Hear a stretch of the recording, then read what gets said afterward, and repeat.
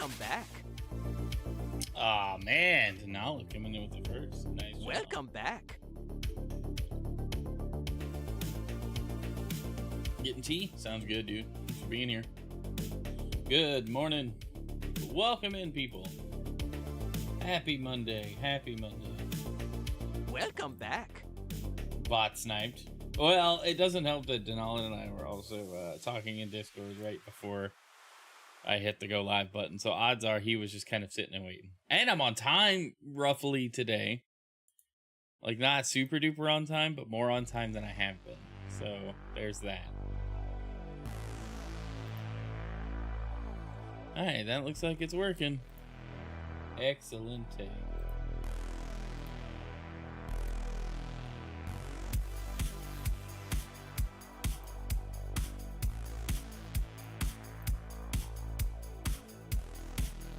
Is this one working?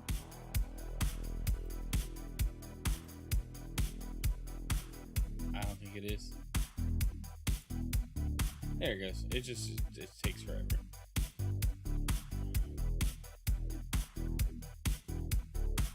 I definitely need to get the sources put together today to put in the description. I haven't been the best about it, and I kind of feel bad because of just how much this show relies upon other people's content. So let me grab that all real quick. Welcome back.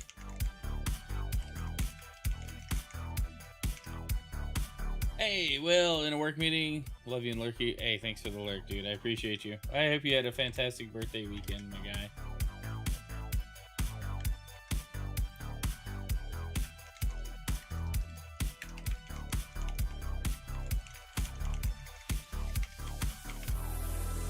Hey, video gaming for you. Good morning. Good to see you in chat.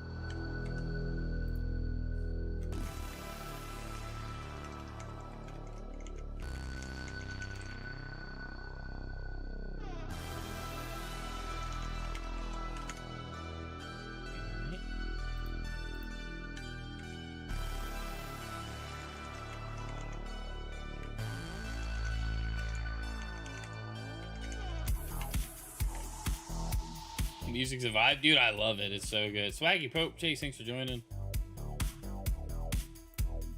Let's talk about stuff. Yeah, I'm excited. I'm excited to actually talk about the Steam machines.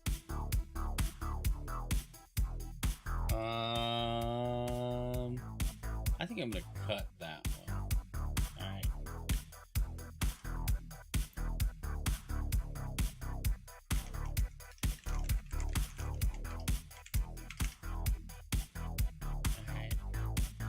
And, ooh, we got Destiny lawsuit news.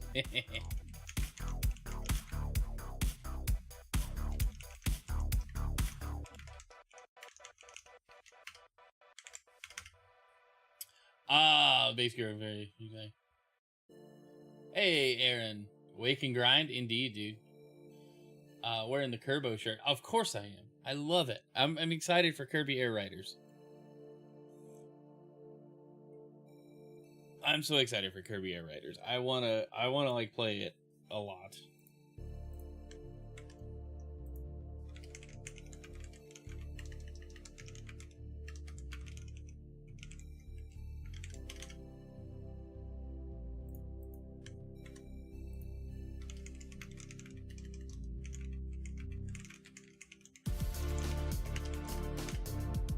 All right, just gathering links. Don't have a Switch 2, so you have to defy Samurai, play the GameCube, but hey, that's fine. It still holds up. It's basically the same game. Gotta spread the love today. All right, Swaggy Pope, appreciate you. Sakurai, I like calling him Samurai. That's funny. Maybe it's offensive. It could be, but if you're not laughing at it, then I'm sorry.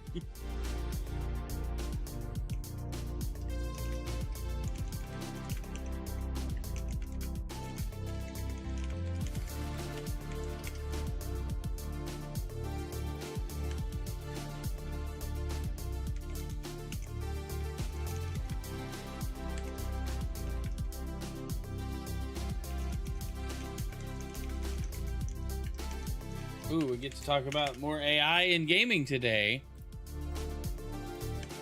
Excited about that.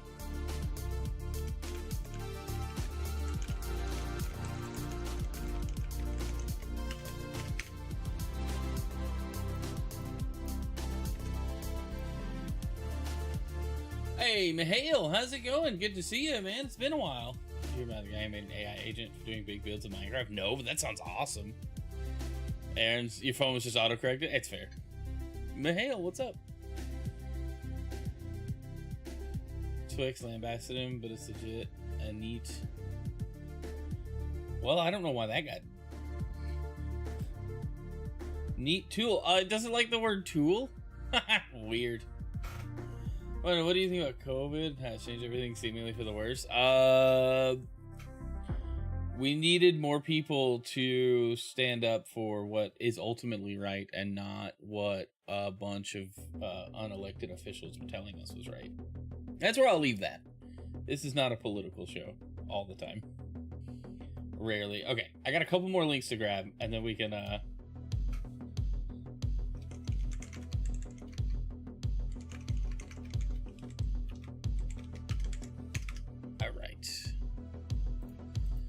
Oh, yes. I want to talk about this for sure.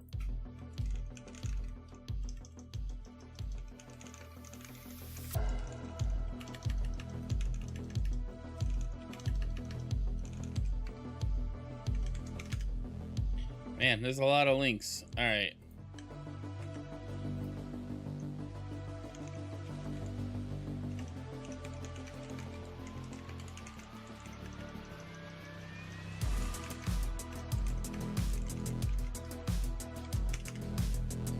And last one.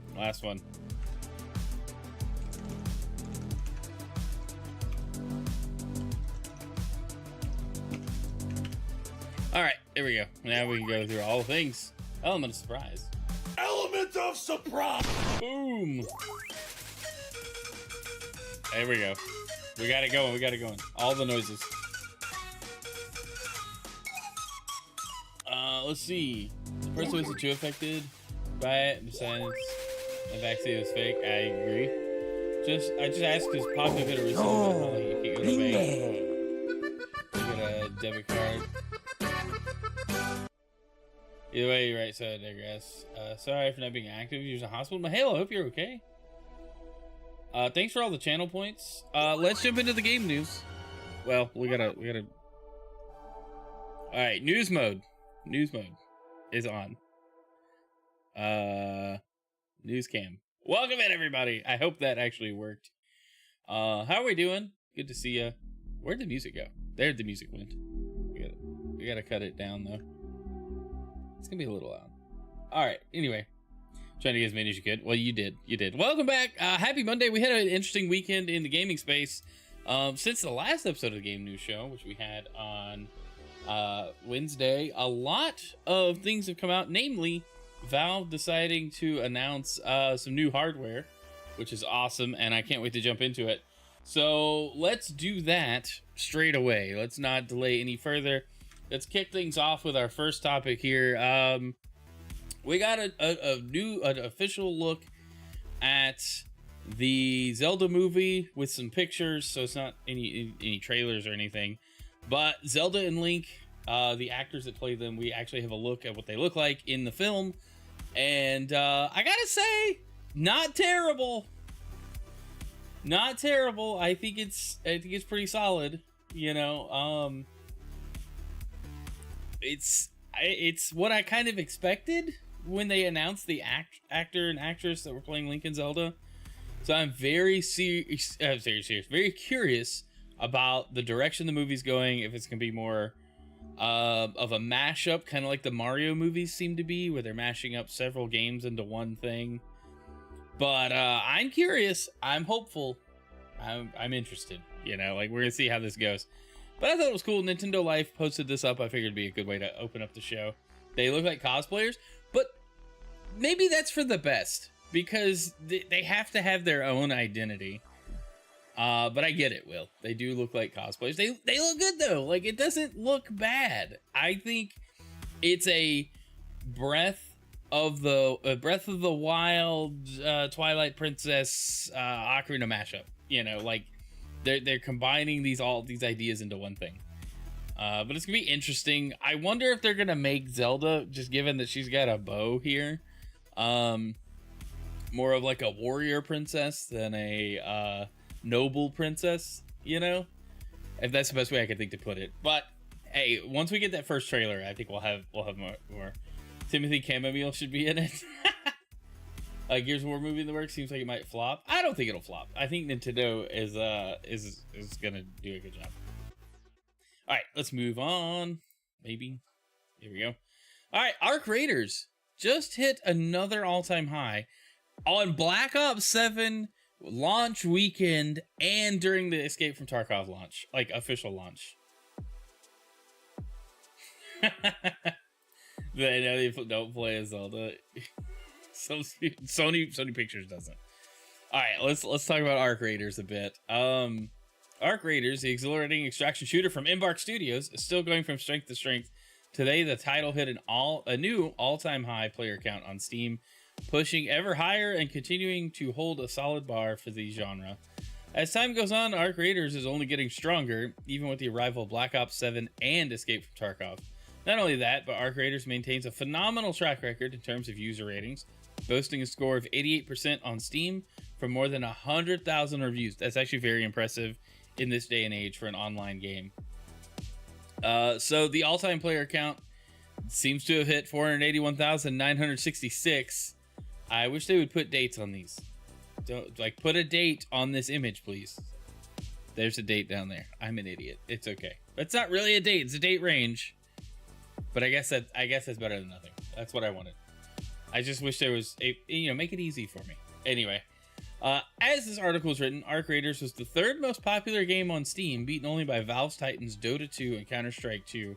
It has topped Call of Duty, Battlefield 6, Marvel Rivals, PUBG, and Where Winds Meet this weekend with ease, which is insane to think about. It's also insane to think that Dota 2 and Counter-Strike 2 are still super duper like the most popular games on Steam, but the international audience probably has a lot to do with that. But crazy that Arc Raiders just seemingly can't be stopped. Like, we're at a point now where it's just gonna keep going and going and going, and honestly, I'm here for it. I think it's awesome. All right, well, let's move on to our next thing. Congrats, though, to the guys over at the Embark. Is that who's making this? I don't know who makes this. Embark. Yes, we did read that earlier. Reading comprehension, guys. All right, let's talk about Black Ops 7. Somebody asked my thoughts on Black Ops 7, and from the outside, I'm not playing it. I don't have Game Pass anymore. I haven't touched it. But this doesn't give me hope for or any interest in playing. You can't pause the Black Ops 7 campaign ever. So it might be a sign of the times or just a strange decision on Activision and Treyarch's part, but the campaign aspect of Black Ops 7 cannot be paused, meaning you have to keep playing and progressing until the mission is over or you reach a checkpoint. Yes, this marks the first time that you can't pause a Call of Duty campaign. Black Ops 7's campaign utilizes an always online aspect, meaning the game is live at all times. Several huge implications for your game and means progress and progression can be interrupted at all times. I hate this idea already. Dustin, welcome in. Good to see you in chat. It has been a long time. You can't pause the game because your single player mode is online. No, it's very true. It's dumb. It gets worse. All right, it gets worse. So Black Ops 7 campaigns attract a lot of discourse because of the nature of its content. One thing that can't be overlooked is the campaign being always online. In previous games, when you pause the game, the action stops, end of story. That's not the case here, and the action carries on. Think of it like a From Software game where you bring up a menu, but the world is still active. You can die, lose your progress, and go back to the start of the checkpoint. This isn't ideal when you're playing on Veteran difficulty, for example. Veteran being the hardest difficulty in Call of Duty. Modern Warzone shared a clip of someone's campaign journey, and while the user's trying to watch a cutscene, Black Ops 7 suddenly decides in that moment to drop the daily update. This instantly derails any campaign momentum and throws you out to the main menu, which is absolutely insane. I don't know if I want to play it because the campaign could have a lot of language in it, but but it's like always online, and then the game updates. Like you can't. Are they trying to kill the franchise? It's very likely. Very likely. Even Mario Wonder had pausing despite having the always online thing. It's a very fair point, but $1 billion business idea. Build games that people can just install and play. You know, honestly, all the criticisms Nintendo gets for the stuff that they do, they nail it almost every single time. Sony, you can say all of their games are the same. You know, fill in the map, hit the checkpoints, fill in more of the map, you know, kind of games. But at least they are truly single player games. This always online aspect is bonkers. Does anybody remember? I think it was Black Ops 3 or 4 didn't have a campaign mode at all. It was just a all online, and you learned more of the stories you played. That was better than this. Titanfall 1 was better than this because the story you learned the story by just playing multiplayer mode, and there were just missions in the multiplayer mode and things would happen a certain way.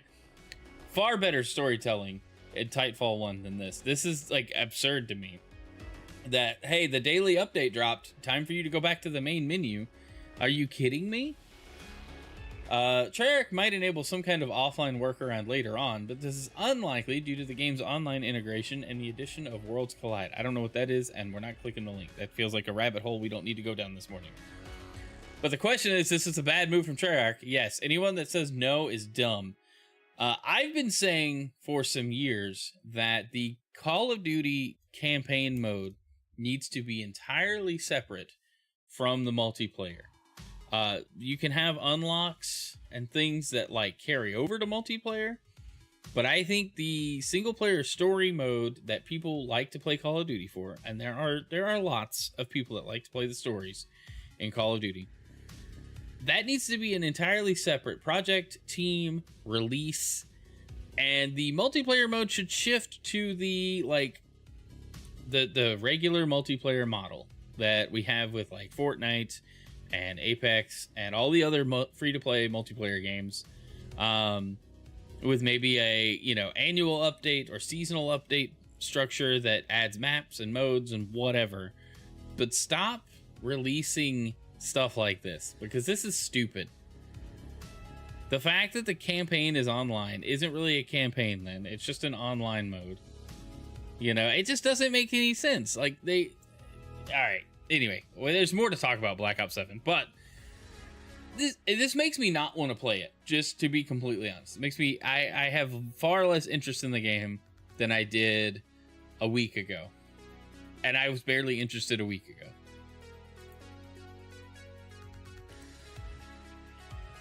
Same image threw me off. Call of Duty Black Ops 7 has series low Metacritic user rating. That's understandable. It does have an 84 score in Metacritic. Black Ops 7 is not faring well with its user rating. The reviews, while not all serious, do touch on several notes like the reported usage of AI and a disappointing campaign. Black Ops 7, released last week, hasn't had the best launch.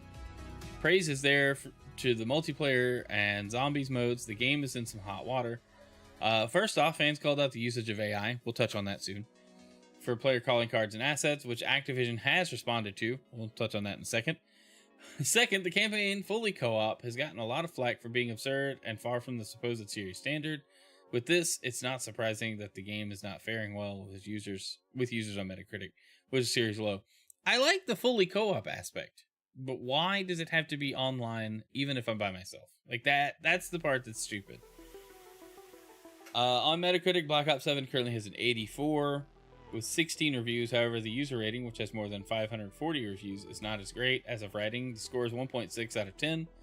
2023's Modern Warfare 3, which is one of the lowest scoring Call of Duties with the 56 critic score, still has a higher user rating with a 2.3. That single player requirement just killed it.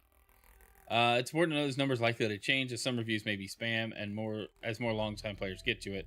Still, it's not a great look for the franchise. Unfortunately, it looks like the damage has already been done, as Black Ops 7 hasn't even reached 100,000 players on Steam, while competitors like Battlefield and Arc Raiders consistently get over 200k.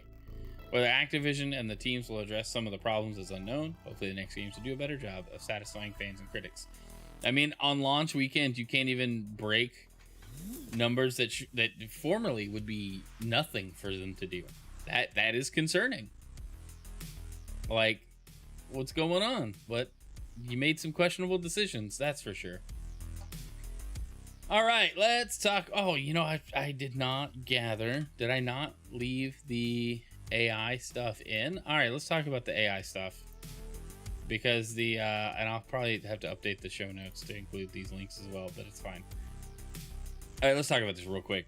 Activision accused of using generative AI for Black Ops 7 calling cards. Calling cards being the little pop-ups and customizable things that, you know, it's like unlocks and stuff in the game. It's like titles and images and stuff. Usually they're silly. Some of them have some cool art. But here's why they're being accused of doing these in AI. Let's see if we can open this image in a new tab. Because this very much looks like an AI image. I'm just saying, like, this looks like the AI art that was going around. It still circulates. Like, this looks like AI art. So either they replicated the art style perfectly, or they have, you know, been leaning on generative AI, which wouldn't surprise me for something like this, because why not? You know, why would they bother? So there's definitely the accusation, and here's Activision's response, which shouldn't surprise a single person watching this show for any length of time. Like so many around the world, we use a variety of digital tools, including AI tools, to empower and support our teams to create the best gaming experiences possible for our players. The statement reads, which was first given to Xbox era before the rep responded to Insider Gaming's request. Our creative process continues to be led by the talented individuals in our studios. So that's the official Activision response. Yes, we use AI. We're not telling you how, and we don't really care what you think, because the bottom dollar dictates how we do things. I'm not saying a corporation shouldn't try to make money, and I repeat that, I feel like every few weeks on here. I'm just saying you need to be more upfront, Activision, about how much you're using AI in your products, and maybe, you know, any notification at all would be good. But I think you're gonna have people that don't want to touch stuff that has generative AI in it in any capacity. You might have people, by and large, people won't care. Most people won't care. Your casual gamers don't care. There are people that will not play stuff if they know it's got generative AI in it. And with the return policies for games the way they are these days, I surely wouldn't want to spend $70 and the game be filled with something I don't want to fool with or see, or something I'm ideologically opposed to for some reason.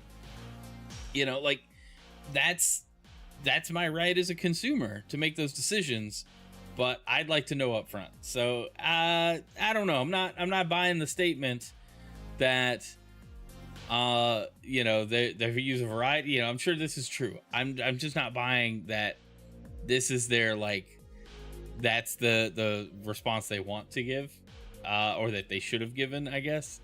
It's just odd that they would kind of glean over or gloss over the fact that, like, hey, a lot of this looks like the AI art that's been circulating in memes and stuff. Why are you trying to hide it? All right, let's jump to Steam machines, which I am excited about. This looks awesome. So Valve dropped a trailer going over this new Steam hardware. We got Steam Machine, which is a PC. We got Steam Controller and Steam Frame. I'm not going to go into like a deep dive on any of this stuff, but I do want to talk about and share opinions on these things, because this Steam Machine has my interest. I'm very interested in it.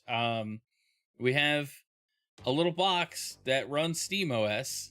It's got I/O that looks like a reasonable thing for a small computer to have, a small form factor, micro PC even. I love the idea of customizable faceplates. I miss when the 360, like, I wish that the 360 like faceplate thing had carried on through even to now. You know, the hardware looks solid. There's RGB. It's an LED strip. Like, this is the perfect gamer device. I love how tiny this is, though. Like, look at that thing.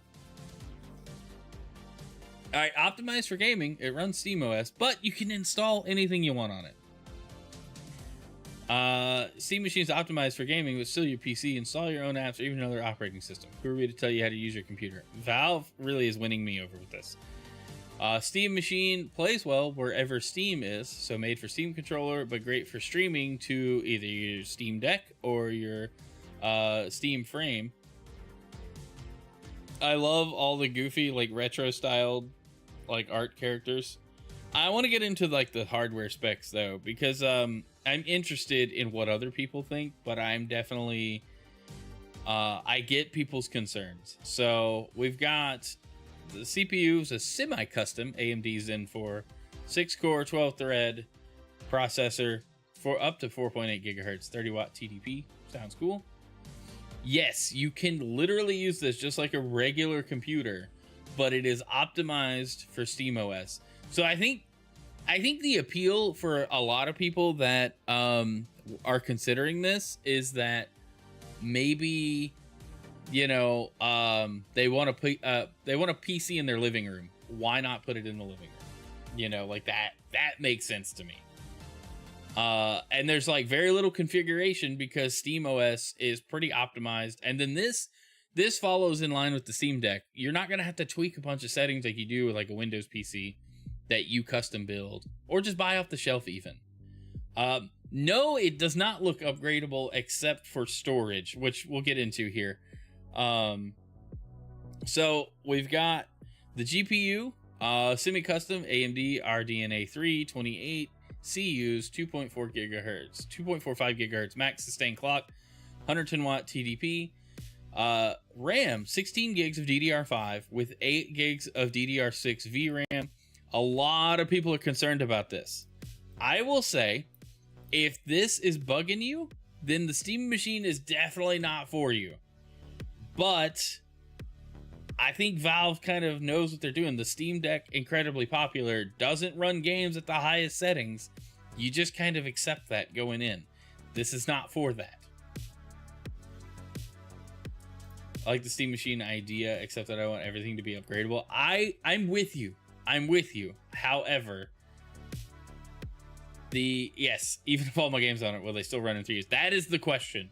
That is the one thing. I need price, and I want to know longevity. Like, how long is this thing going to be supported, and how long will it be relevant? We've got storage, two models, a 512 gig NVMe SSD and a 2 terabyte NVMe SSD. Both models include a high-speed micro SD card slot, which is great. I don't know how I feel about loading up a micro SD card. I mean, it's got USB ports, so I'd imagine if storage is a problem, throwing a USB like drive on there is not a big deal. Very easy to do. But hey, it makes sense. You know, I like that there's two options. A 2 terabyte one will probably be, you know, the most expensive. I just kind of wish they had put maybe a second option for the GPU. Maybe something with like, you know, a little more VRAM. Maybe a faster GPU in there. I don't know. But this is like the first run. I don't really care about the Wi-Fi connectivity. Steam controller, it has an integrated Steam controller wireless adapter, which is kind of cool. I/O, DisplayPort, HDMI, USB, 2 USB-A, 3.2 ports. Man, I hate the way they've named USBs. See, that's a good question. Where will it fall performance-wise with current consoles? That's what I want. I need people who are like more in tune with like current stuff, because this sounds like this will be somewhere in between the Xbox Series S and the PS5. Somewhere in between there. Maybe closer to the Series S as far as specs go. I guess we could look at it. All right, let's do it that way. We're going off the rails here. All right, let's just lean on Grok. As long as I'm still logged in here. Okay. Stop it. What are we doing? All right. Let's see. Give me a side-by-side breakdown of the Xbox Series S, PS5, and Steam machine specs. Let's see if it pulls it, because this may take a second. I probably should have put the Switch 2 in there for fun. If it costs half as much as a console, it doesn't need to beat them all. That's what I'm hoping. I'm hoping the price comes in a lot more reasonable than what we expect, but we'll see. Okay, let's compare. 8 core Zen 2. All right, so this is Zen 4, so the processor is already going to be much better. GPU, 4 teraflops, 20 CUs, 36 CUs, custom RDNA 2. It looks better. This looks better on paper, but again, it comes in right under the PS5, but it's RDNA 3 at a higher clock rate with fewer CUs. So those are compute units. It's gonna be between 500 and 700. Oh, I'm kind of leaning that way, Howie. Welcome to the stream. RAM wise, yes, it is fine. It's PlayStation level DDR5 with 8 gigs of DDR6 VRAM. So we'll see how that performs. Let's see, storage wise, that's kind of irrelevant because it's storage. IO throughput, they don't really know. People are expecting PCIe 4.0, which is like maybe not the latest, but pretty much the latest standard that more PCs have PCIe 4.0 now, or that have come out in the last 2-3 years. I don't remember when PCIe 4.0 actually dropped. Target resolution 1440p, 120 FPS. That's not really accurate in my opinion. Well, I guess it's an opinion, but you say up to 120 FPS, yes, but not at 1440p. Same thing with the PS5. It doesn't do 4K 120. It can do 4K, or it can do 120 FPS. This is saying 4K at 60 FPS with upscaling, which is like their frame gen and stuff to dynamically upscale their images. So yes, I feel like I was right. It's somewhere between the Series S and the base PS5, not the Pro. I think that's good, right? Like, we're midway through the console's current life cycle. I think it's fair. As long as it comes in, if it's about $400 or $500, sold. Easy. I will move to a 2 PC setup. I will probably retire my Series S Xbox out of my office setup, because I won't need it. Xbox Play Anywhere, it's a handful of things that I might miss that way, but everything will run on this. I can run, Linux. I can run Windows. I could probably, dual boot the thing. Thinks this would be good as a starter PC? Absolutely. Especially if you mostly want to play games. Now, I think if you're a content creator, this would be good as a second PC for playing games on stream, and leaving your main PC as like your OBS encoder PC, which is pretty much what I do just with consoles. And that's how I would treat this. But someone just getting on PC should definitely consider this, especially if you want to do gaming. But I think it's a solid base PC. Excited to see how this does in real world tests and when people get their hands on it. Okay. Sorry, my kid needed something. Just use it for capture for games, or maybe one for each. Yes, that's what I was thinking. It would be my game machine. Although if it streamed better, or if it streamed adequately enough, maybe use it as the capture machine, and hook all the peripherals up to it. I don't know.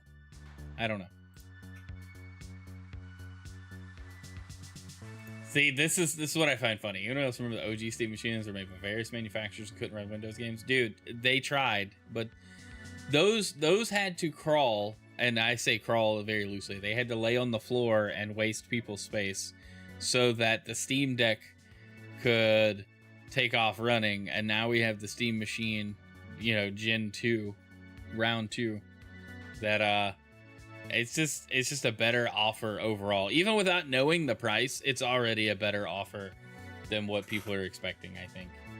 I'm excited to see how it plays out. I really am. All right, let's look at what else they announced. We also got the Steam controller. I do not like this form factor. Immediately looking at it, I hate the inline thumbsticks. I like the offset thumbsticks, Xbox style, Pro controller style. Like, I prefer this layout all day. I don't mind the PlayStation layout. In fact, the DualSense is probably my favorite PlayStation controller of all time. It is the most comfortable. I just do not like this layout much at all. The symmetrical stick layout and then the two touchpads down at the bottom, I just don't know. But rechargeable battery seems cool. They're using TMR sticks, which are like way better than what what PlayStation and Microsoft are using in their controllers right now. HD rumble, which, I mean, that's the thing. Grip enabled gyro, some macro buttons on the back, wireless connectivity with a ton of stuff. The tips of the thumbsticks are capacitive, which is kind of cool. I don't know how that's really going to work, but it works with everything. You pair it with your Steam Deck, anything running Steam, Steam Machine, and the Steam Frame. This is kind of weird, though. Like, what games on Steam have local multiplayer? That these guys would have two Steam controllers and be playing games together. You see this all the time and stuff, and just like, what games are they playing together? Overcooked? Played Up? See, it's fair. I just needed like one example. All right, and then yeah, so then they break down just the other stuff, and it's nobody cares about tech specs in a controller unless you're like a super pro, and then you're probably not using this. But I like the idea. Lots of the chaos cooking games. It has the original Steam controller for certain games like Overcooked and mouse, games like Sims and Civ, but this looks weird. It does look weird. I just feel like it looks too big. But I don't know. It looks alright. Alright, and then the other thing they announced, the Steam Frame. So this is their new VR tech. It does VR and non-VR gaming. So if it runs on Steam, and I guess it runs on Steam Deck, it'll run well on the Steam Frame and it's some capacity. Very curious how this will work long term. But it also has a dedicated wireless adapter to connect to your PC or Steam machine for wireless VR streaming to the headset, so you can use it like a dedicated, like, tethered VR headset. But it runs its own stuff too, so it's like the best of what Valve had back in the day with their original like VR attempt, combined with like the best of like the MetaQuest headsets now. And so we can finally lay in bed and play without having an awkward monitor position. No, that's very true. What can be said here? There's a dev kit. Ooh, I like the way they've broken all this down though. Let's look at the architecture here. What's the specs on this? 4 nanometer Snapdragon 8 Gen 3 ARM 64. Okay, cool. 16 gigs unified LPDDR5X RAM, so 16 gigs of RAM, 256 or 1 terabyte storage, micro SD card slot for expanded storage, a decently sized battery, 1 USB-C 2.0 port in the rear for charging and data, and then yeah, it's kind of concerning, right? Like, you would never use this hardwired to a PC. Then you would have to use it wireless, because that USB-C 2.0 port ain't gonna deliver VR experiences. I had a ton of trouble with my MetaQuest 2, and the cables I had bought for streaming over the cable to my headset were no-name Amazon things, and they were not USB 3.0 cables, but they weren't labeled as such.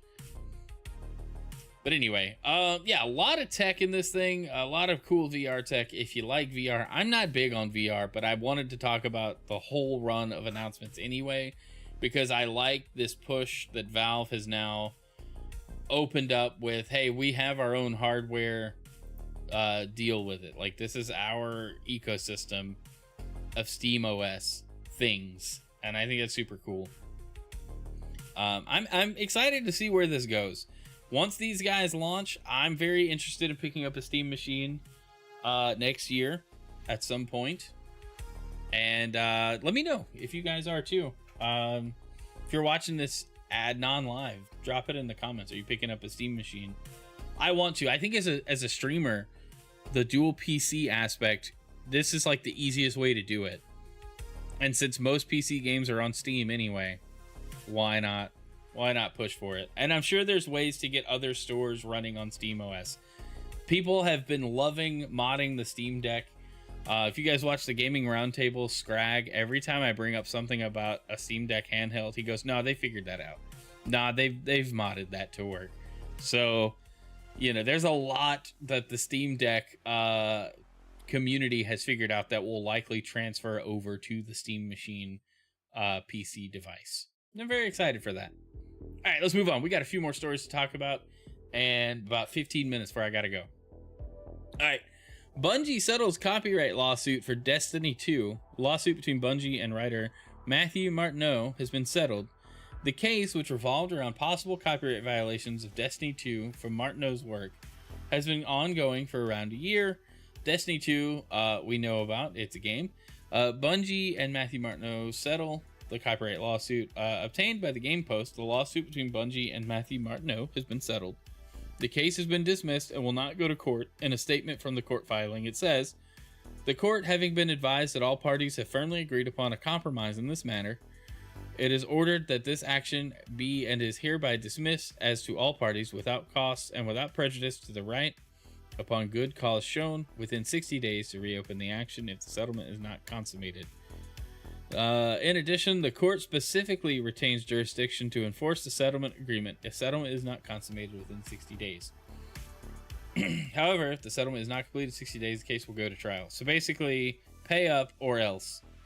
The claims made by Matthew do seem a bit much. Bungie isn't a stranger to copyright infringements. During the Alpha Marathon, the company was caught stealing assets from artist Anti-Real,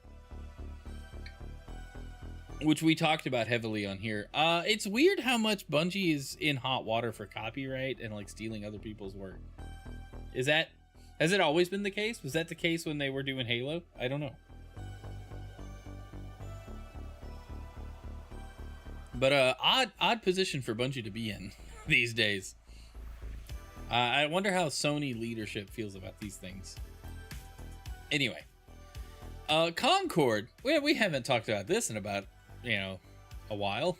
Concord gets playable fan-made revival on PC. Concord's coming back, though not from PlayStation. The canceled 2024 multiplayer shooter was short-lived, but fans are rebuilding it on PC. No, it does not exist. If you haven't heard about Concord, quick rundown. It launched and then got deleted. Playable version of Concord has been developed on PC. The video doesn't exist. It got taken down. Posted on YouTube, we can see a video with actual working gameplay of Concord on PC. The project, developed by users Red, Real, and Gwog, the group has been trying to get the game running again thanks to rebuilds and reverse engineering. They actually got custom servers going. While the build isn't open for everyone and is still a work in progress, it's still largely intact. If you like it or not, it's cool to see Concord brought back to life in a way. I mean, it is interesting that they are trying to revive it. And it's not just lost to time and abandonment. Excuse me. However, Sony said no. Concord has effectively been shut down by Sony for a second time. So Concord has gone down in infamy as an all-time Sony and PlayStation blunder. It's also understandable that the company wants to sweep the game's existence under the rug, which is why Sony has presumably and swiftly issued DMCAs to gameplay videos of a fan-inspired Concord reboot, causing access to the game to be halted. So, reported that Concord, this is from Insider Gaming, they reported that Concord was coming back, and then as things were circulating, due to worrying legal action, we've decided to pause invites for the time being. So it's like, hey, we're making it work again. And then somebody's like, oh, we can't have that. No. We canceled that game and it will stay dead. So I don't know where this goes. It's reverse engineered. The code is in a working state. So can it be stopped? Probably not. It just won't get very publicized if it does. Interesting though. It's just the headline was interesting. They shut it down a second time. All right, let's move on. This made me sad. A new Splinter Cell was in development, but Ubisoft canceled it. Ubisoft was working on a new entry in the Splinter Cell franchise, but Ubisoft decided to cancel it before it was ever announced. In a recent interview with Jason Schreier, Ad Hoc Studio co-founder Nick Herman spoke about how Dispatch came to be and an interesting situation that led to the studio's formation. Herman was hired in 2017 by Ubisoft, along two other Ad Hoc co-founders, Pierre Charette and Dennis Linhart, and moved to work in Ubisoft's San Francisco office. Upon arrival, they were put on the new Splinter Cell project. He was so excited to be part of this and help revitalize it, because it has been dormant for a while. And we thought we could tell a great story and do something fans would love.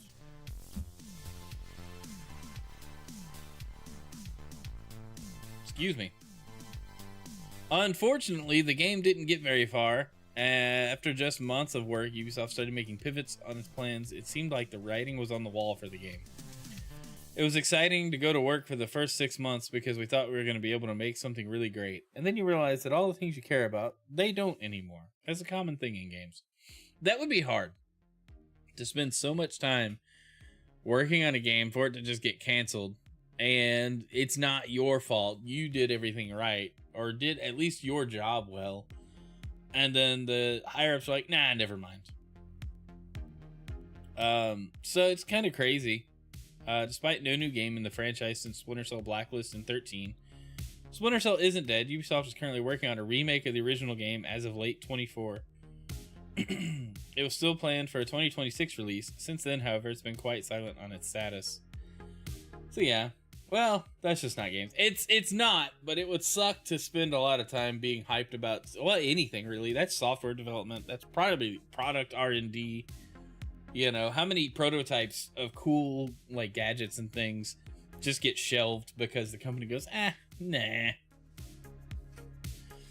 So, it's just a bummer. Being a Splinter Cell fan, as long as I have, and really waiting on this remake and wanting more Splinter Cell, even if they move on from Sam Fisher himself and do a new character, I just want something new, and I would like them to bring back Spies versus Mercs in a fun way. I think those things would be awesome. But I don't know. What are they doing at Ubisoft other than floundering lately? Bummer though. Big bummer. All right. I thought this, talking about AI earlier, after pivot to AI first, Krafton offering staff voluntary resignations. After announcing a move to being AI first, Krafton wants to cut staff numbers and is offering employees a way to leave the company through voluntary resignations. Please leave before we make you.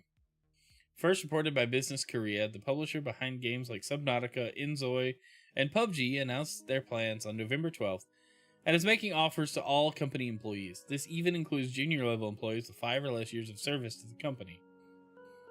The offer is based on their time within the company. The offers range for those with less than a year of service up to more than 11 years, including 1 year or less, 6 months salary, 2 years or less, 12 months, 5 years or less, 18 months, 8 years or less, 24, 11 years, 30, more than 11 years, 36. Wow.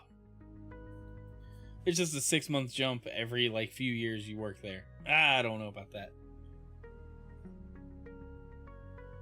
Despite these offers, Krafton says this isn't a layoff. Rather, it's an assistance in proactively designing the growth of current staff.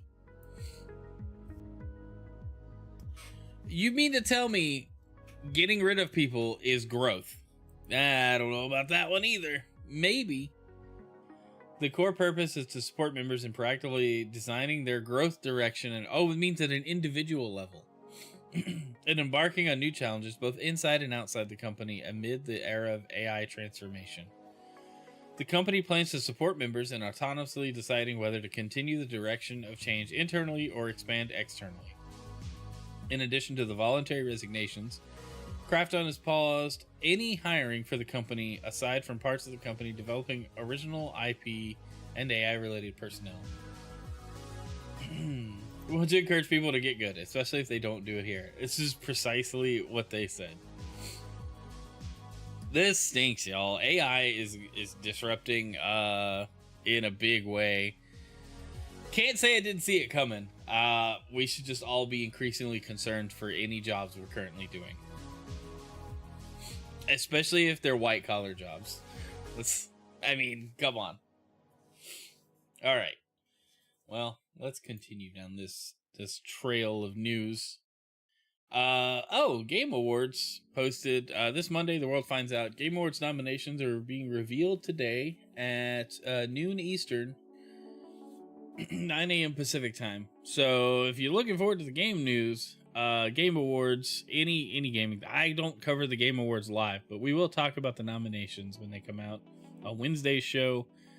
And then maybe the winners and stuff on the next show after the Game Awards are done. I've never been the biggest supporter of the Game Awards because every year they increasingly get less and less game awardee, and it all feels like it's rigged anyway. And that's just me. I have a pessimistic view towards it, but it just feels odd the way they always play out. And then all the extra stuff just isn't interesting to me. But I may be turning into an old man. I don't know.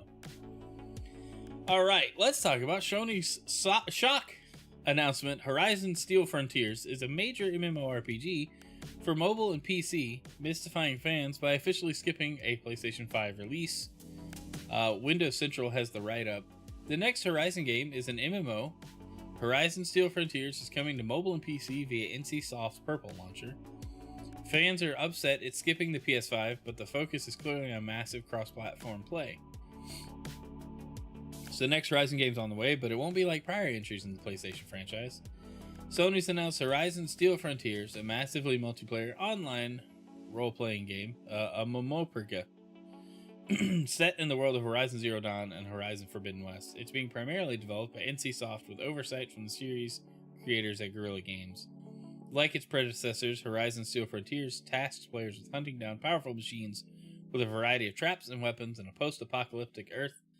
Unlike the previous games, it's a multiplayer experience, and it's in development primarily for mobile. I don't know how I feel about that. While players on Windows PC aren't being left out thanks to NCSoft's Purple launcher, no PlayStation 5 console version has been announced. There's an announcement trailer? Okay, I didn't know there was an announcement trailer. Let's watch it.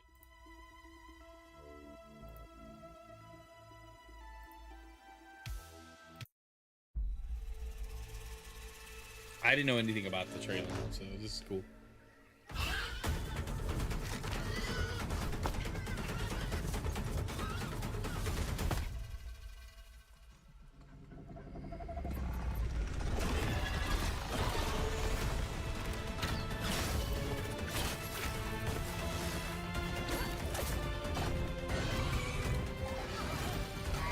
You really gotta wonder how this is gonna work out, like story-wise, but also where it's gonna take place.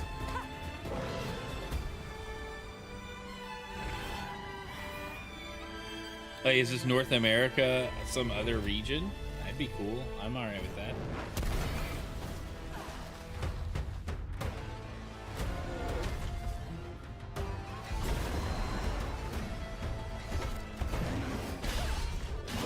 Ooh, big sword. I'm down.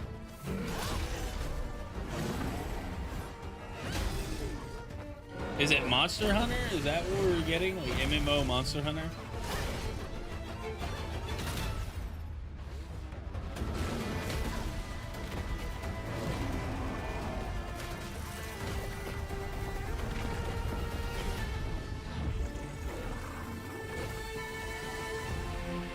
You just materialize your mount like that. That's cool, I guess.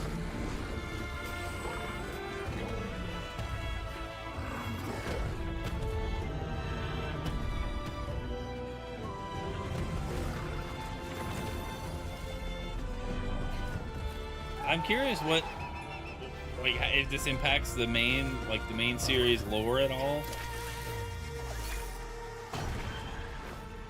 Flying mounts. It's a true MMO. Actually, the only thing that would make it true is if there's fishing.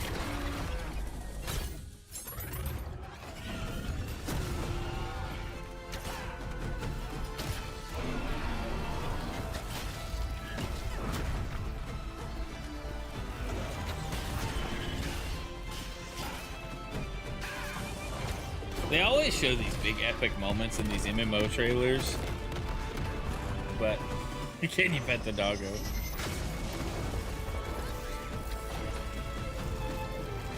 But we know the gameplay isn't gonna look like this. If it does, my gosh, you know, but I just think we're gonna get something smaller scale. I don't know.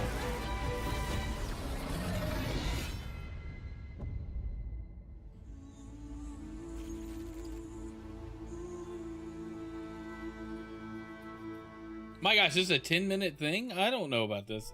We're not watching this whole thing. Cool. We watched the trailer. That's where I'm leaving that. Oh, look, a gameplay trailer. All right, cool. Let's see how this actually plays while YouTube fixes its quality real quick. Maybe not. It says HD, but there we go.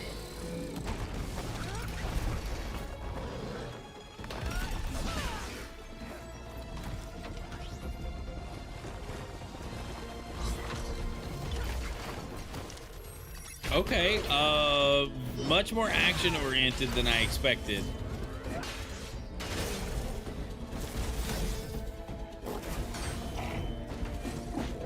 It kind of feels like Monster Hunter. I'm getting, Dauntless? Was that the game? Dauntless vibes from this? Just with an open area? I want to see part of the gameplay trailer where they inexplicably slide frictionless grass and spontaneously flip into a minesweep. Right.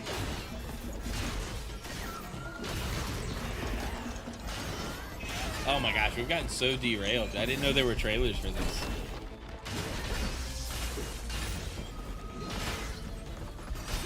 This looks awesome.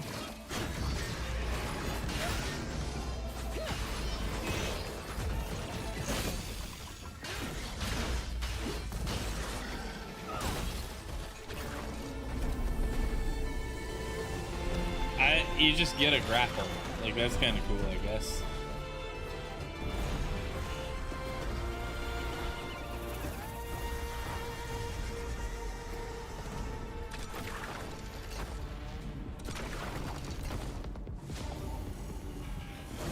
Yeah, let's fight this big thing. I want to see how this works.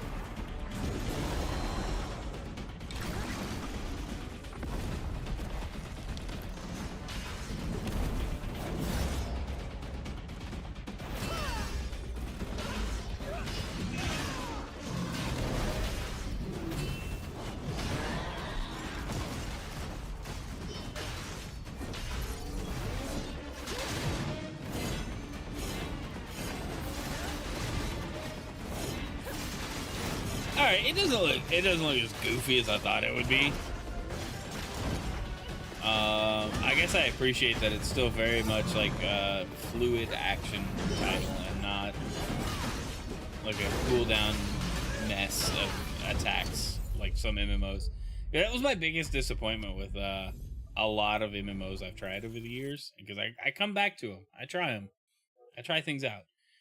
And my biggest complaints are when it's like the trailer shows all this cool stuff happening, and then you get to play it, and it's like, oh, I'm just like, fireball, wait, fireball, wait, fireball, wait. And it's just like, okay, I'm tired of waiting. Like, I get that there has to be a cooldown, but the dude was literally like shooting fireballs out of his staff while cutting flips, and I'm like meandering over to a spot, you know, and it's, I don't know. Anyway. All right, PlayStation Games as a Service initiative continues. That makes sense why they would invest in this. It's just strange that this isn't coming to PS5. There are claims that this isn't the only multiplayer Horizon game on the way. So maybe there's a PS5 more focused multiplayer title that is exclusive to the system. I guess we'll see. I don't know where this can go. This looks cool.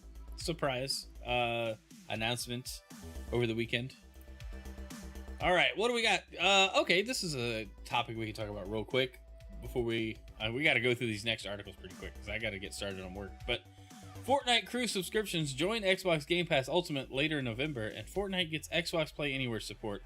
I tweeted about this over the weekend because they put up a news.xbox.com article and put up that players who subscribe top tier Game Pass like get Fortnite crew, which is awesome. Like, I think it's a good perk. It didn't justify the price increase in my opinion.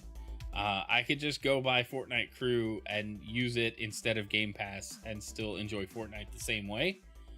But interestingly enough, Fortnite is joining Xbox Play Anywhere, which is their cross-platform, cross-buy, cross-save initiative, where games you buy and play on your Xbox will work on PC and vice versa. I don't understand the appeal to adding it to Play Anywhere because the game is already cross-platform and cross-progression.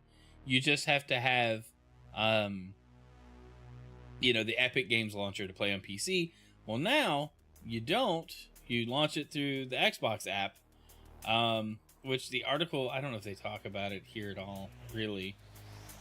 But they're talking about, when we mentioned Xbox Play Anywhere support, that means the game is available on Microsoft's Xbox Store and Xbox PC Store.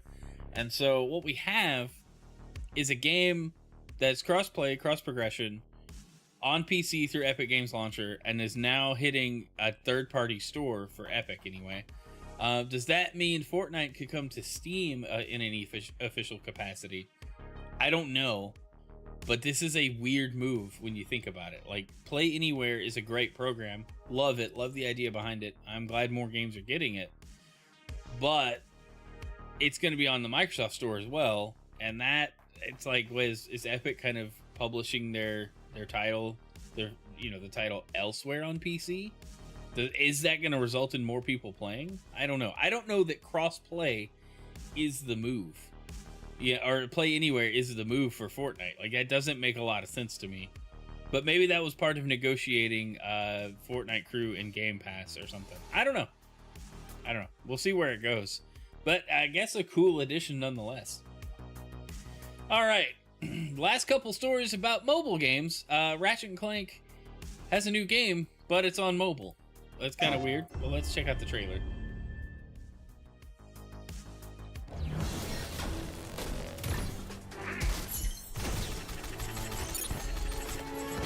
I don't know how I feel about this. I love Ratchet & Clank, but we're getting Ratchet & Clank Ranger Rumble. Mobile multiplayer mayhem.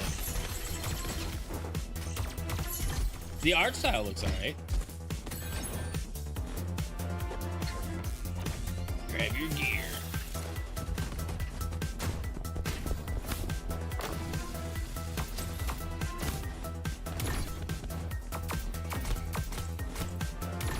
If it has controller support, I'm good.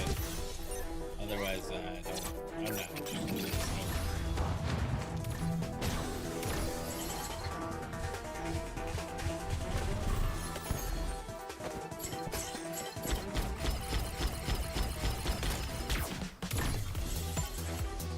Okay, it's neat. That looks like it could be fun.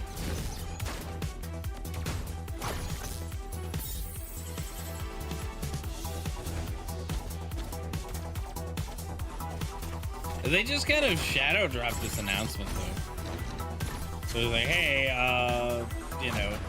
no reason at all, but we're putting this out. Ranger Rumble coming to mobile soon. So yeah, I might pre-register for it. It's a collab between Insomniac and mobile dev studio OBB. Ratchet & Clank Ranger Rumble is players gunning for each other in a simulated battle hosted by Captain Quark. All right, cool. So that's the justification in game, like in game lore. Seems neat. Maybe they had a cool idea and sticking Ratchet & Clank on top of it just made sense. I don't know. Anyway. Alright, last story is Minecraft related. Minecraft Blast, another mobile game. We're talking about mobile games at the end of the show today. Mojang is teaming up with our talented sister studio King, creators of Candy Crush Saga, to work on a new Minecraft-themed mobile project, Minecraft Blast. We're extremely early days with this project and plan to start rolling out small, limited run tests in select markets to help us gather early feedback and involve our community from the start. We're excited to be on this journey with King and looking forward to sharing more in the future as the project progresses. Learn more, check out the FAQ below. So, we're not going to check out the frequently asked questions. How can you have frequently asked questions about a game that is new and doesn't quite exist yet? Who's frequently asking these questions? However, what I can say is from these screenshots, it looks like they took some of the UI from Minecraft World and reused it here. Having King on board means you're getting, block puzzle games. That's fine if that's your thing. Maybe it does well. Minecraft really hasn't seen a whole lot of success in the mobile spin-off department, or the spin-off department really in general. Minecraft Dungeons and what was the other one? The other Minecraft spin-off that came out very recently, just not doing so hot for anybody. The support ends pretty quick on them. So curious to see what happens here. If it's a fun game, if it holds kids' attention, is somebody who played Minecraft 5-10 years ago that doesn't play anymore, they're going to see this and want to play? Or it's a casual puzzle gamer on the phone, the moms that play Candy Crush. Are they going to see this and go, oh, I like Minecraft, or my kids like Minecraft? I guess. I don't know.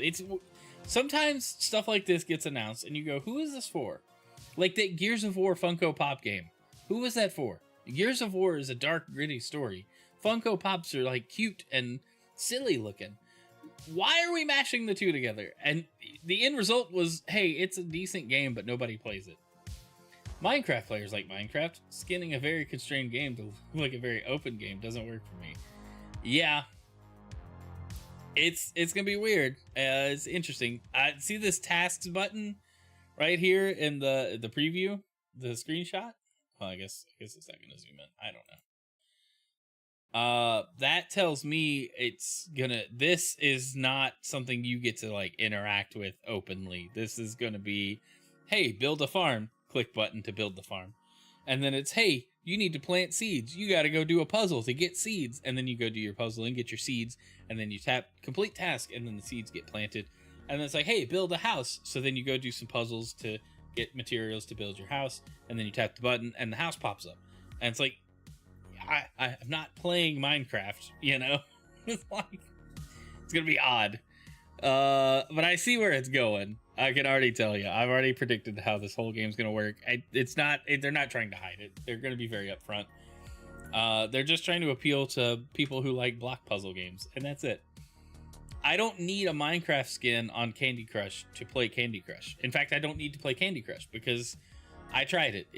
The novelty wears off very quickly for me. Anyway, that's where I'll leave it. I've got to run, guys. Thanks for being here. I appreciate all of the support wherever you guys are watching from today. Thanks. It's been real. It's been fun. Oh, that was our Grok question for... I opened up a tab and I was like, oh, crap. What is that? Anyway. All right, let's find somebody to raid, I suppose. And we'll send it on. Send it on out today. Who are we sending it to? I don't even know. Who do we send it to? What if we raid the same few people over and over and over? That's okay, though. Let's send it to... Let's send it to Pastor Susie. He's been all about some Guild Wars lately. I think that's pretty cool. I wanted to get into Guild Wars, but it's an MMO, and I'm bad at committing, maybe.